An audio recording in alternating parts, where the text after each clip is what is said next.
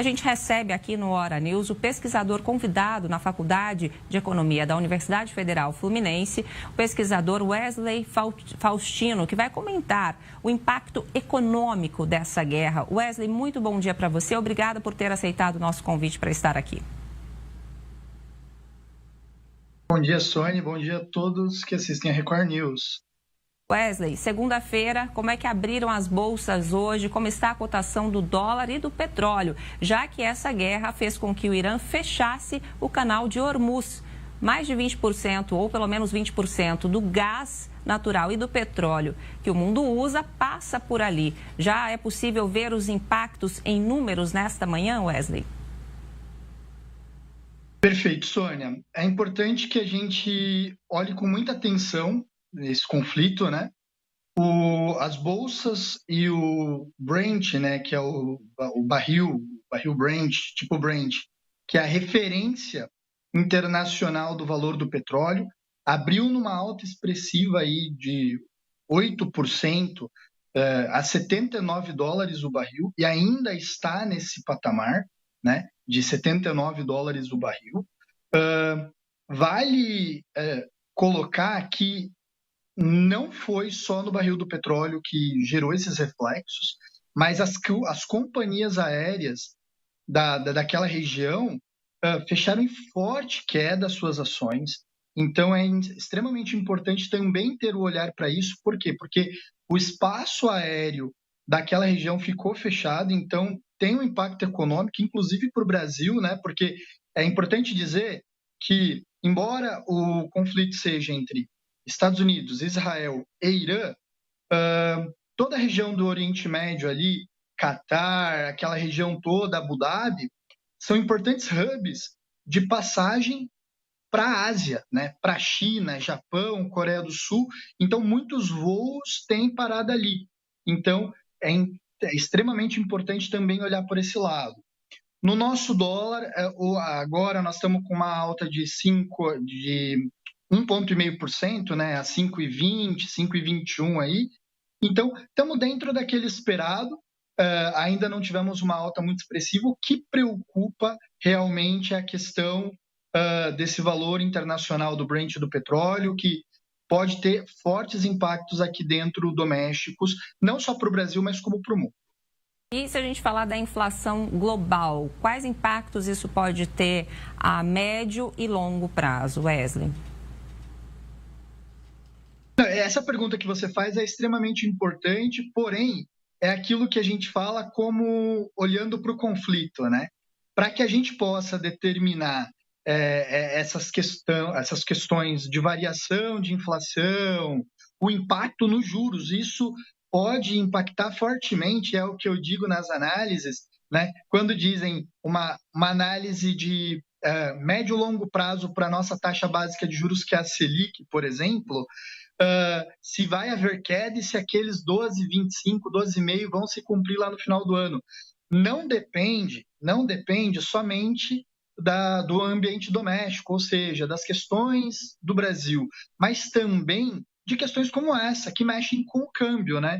Vale lembrar que esse movimento, toda essa questão que está acontecendo no Estreito de Hormuz, mexe com o mercado financeiro, porque os investidores eles tendem a buscar mercados mais seguros, né? Então, eles tendem a migrar para mercados mais seguros, como o mercado norte-americano. Então, isso mexe com o câmbio.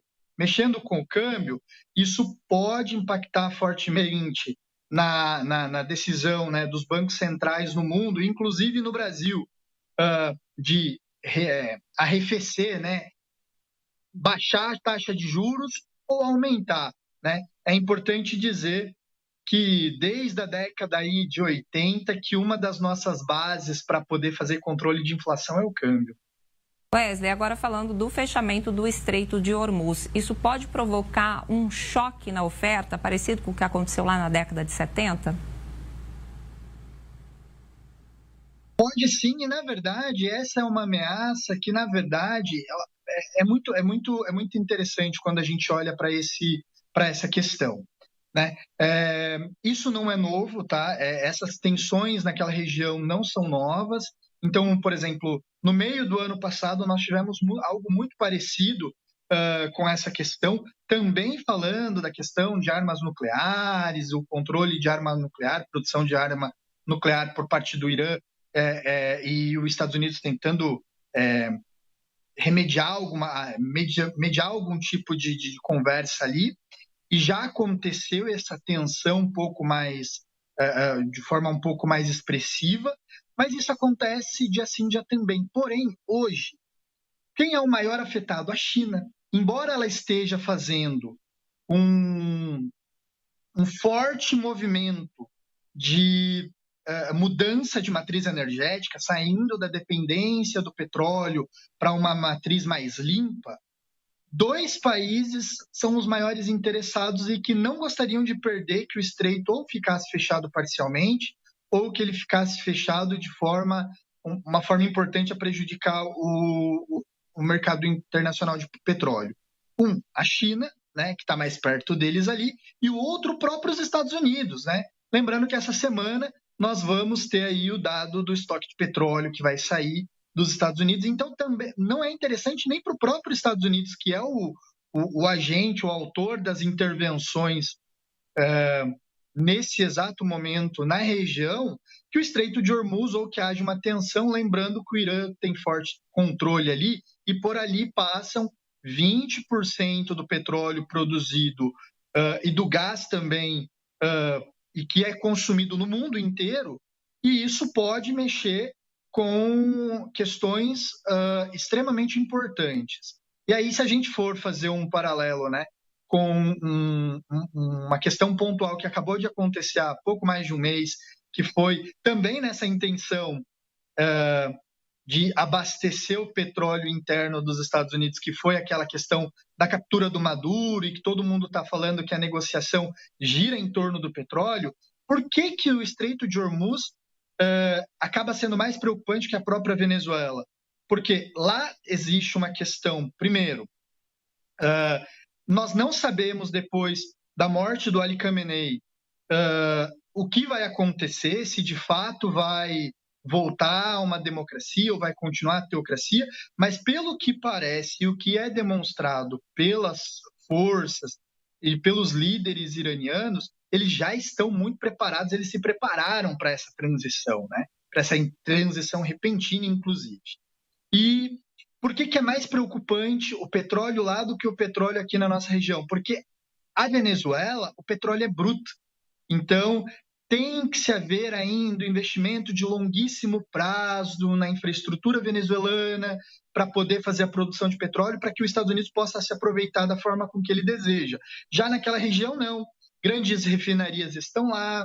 É importante dizer que aconteceu um impacto, um bombardeio em uma dessas instalações energéticas lá no Oriente Médio, e isso não é bom para ninguém, né? Nem para os Estados Unidos e ninguém para o mundo, porque a gente está às portas aí da mudança da nossa taxa de juros agora, né? Estamos pensando que agora, na próxima reunião do Copom, vai haver uma queda, e ele já sinalizou, mas tudo pode mudar se as coisas piorarem e o petróleo disparar como está tendendo a disparar nas últimas horas aí desde sábado. Agora, Wesley, um conflito prolongado, né? A gente colocou aqui no começo do jornal o secretário de Guerra dos Estados Unidos falando que não tem intenção de parar, ele tem intenção de continuar até que os Estados Unidos saiam vencedores dessa guerra. Se esse conflito se prolongar, se estender, isso vai alterar as cadeias globais de suprimento, falando aqui de energia e de fertilizante? Isso tem um forte impacto, até porque existe um efeito retaliatório, né? Então, hoje nós chamamos de conflito, então não podemos chamar de guerra ainda. Mas se acontecer, por exemplo, como aconteceu no Iraque, no Afeganistão, por enquanto, as forças americanas, os chefes militares americanos, eles ainda não falam, né, ou pelo menos não revelam, que vão ter forças sediadas no Irã, né, em terra. Então, eles não revelam isso. Porém, as falas ainda são muito desencontradas. Enquanto o chefe das forças americanas fala em algo pontual e direto com um objetivo muito específico, que é a questão de abater as questões da produção de uma matriz não desejada pelos Estados Unidos por parte do Irã, o governo americano, o secretário de governo americano, ele já fala em algo mais prolongado, então as conversas não batem. Então a gente tem que esperar, mas eles também não revelam, para ver quais são as estratégias e os próximos passos. Porque o Irã ele tende a retalhar, como ele está retalhando ali Israel, né? Tivemos nas últimas horas os ataques a Jerusalém, as regiões no interior e até mesmo a Tel Aviv. Mas é importante olhar para a região como um todo, porque é uma região importante na questão do petróleo, é uma região importante na questão do gás, então mexe com uma parte energética, né, da matriz energética no mundo, e que se a gente for tentar colocar se isso vai ser rápido ou não, isso fica muito difícil pela entrevista que os dois deram agora pela manhã, inclusive, estava acompanhando, mas o nosso maior desafio agora é tentar olhar para esse tipo de dano que pode acontecer para além do petróleo, para além dos juros, e sim, isso pode acontecer e vai acontecer, e já vem acontecendo no dia de hoje, como era esperado desde do início dos ataques no sábado, que quando os mercados se abrissem, isso iria acontecer. E está se expandindo, né? Como eu comecei no começo da nossa fala, como eu falei no começo da nossa fala aqui, da nossa conversa, as companhias aéreas daquela região, né, no Oriente Médio, fecharam em baixíssima, com uma forte queda, exatamente por quê? Porque os voos estão suspensos, existem mercados que vão sofrer e já estão sofrendo com esses ataques, né? Wesley, muito obrigada por sua entrevista. Então, para a gente fechar, a curto prazo, o consumidor brasileiro ainda não tem nenhum reflexo nesse momento. Não, a curto prazo a gente tem que ficar de olho nas questões mais pontuais do valor do barril do petróleo, que é o referencial internacional, que é o chamado Brent, né? Ali, que hoje gira na casa dos $79, e já tem uma alta expressiva de 8%, na casa de 8% aí. A gente tem que olhar com isso com lupa, porque a gente depende disso para poder fazer esse tipo de decisão interna.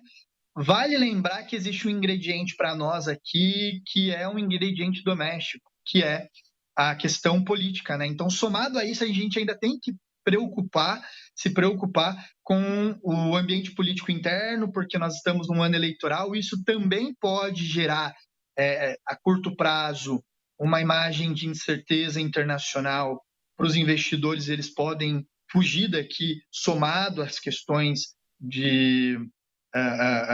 do cenário internacional. Então, olhar para esses dois pontos aí, que é o valor do petróleo internacional referência, que é o Brent, né? Como vai ficar o Estreito de Hormuz nas próximas horas, porque a gente não está falando de dias, tá?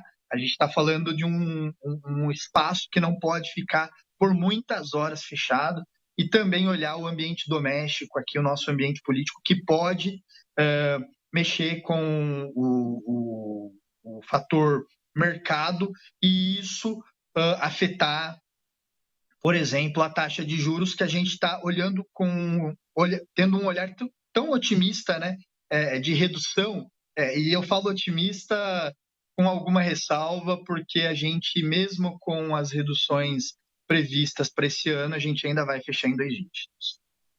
Tá certo. Muito obrigada, Wesley Faustino, que é pesquisador convidado na Faculdade de Economia da Universidade Federal Fluminense, falou com a gente sobre os impactos econômicos dos ataques dos Estados Unidos e Israel ao Irã, que agora revidou, então a gente já pode chamar de conflito, quiçá até de guerra. Wesley, muito obrigada. Ótimo dia para você e a todos, e uma ótima semana para nós. Obrigada.